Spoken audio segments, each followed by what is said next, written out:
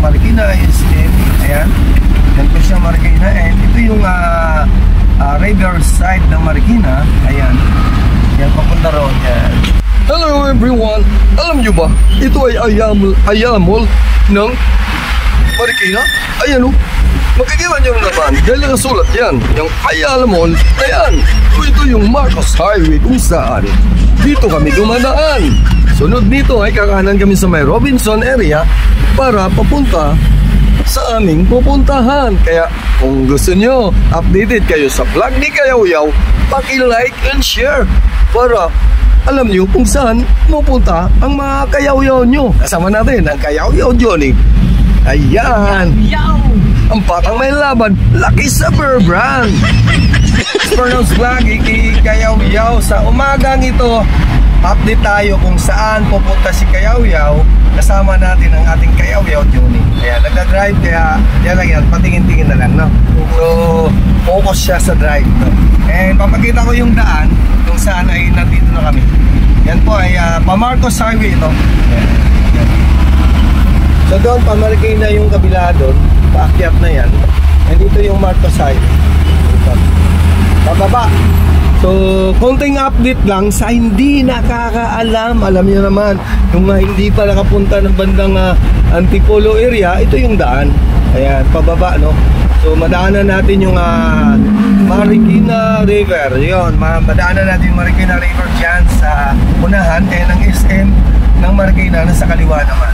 So, dito, papakita lang natin ngayon traffic, no? Traffic update. So sa umagang ito medyo mabagal na sa kabila. Dito naman is moving area.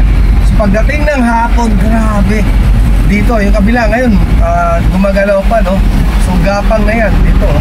Pasabol siya pero dandahan. Pero pag hapon na yan, mamayang hapon, gapang-gapang na yan. Kunting-kunting usog lang. Grabe ka traffic. So ay nakita na natin ang SM dito sa banda kaliwa yun. Huwag ko kunap, tingnan nyo ang SM area. Yan, yan po ang Marikina SM. Ayan, yan po siya Marikina. And ito yung riverside ng Marikina. Ayan, yan papunta roon. Yan. So pababa yan, no? Ilog Pasig, papunta Ilog Pasig.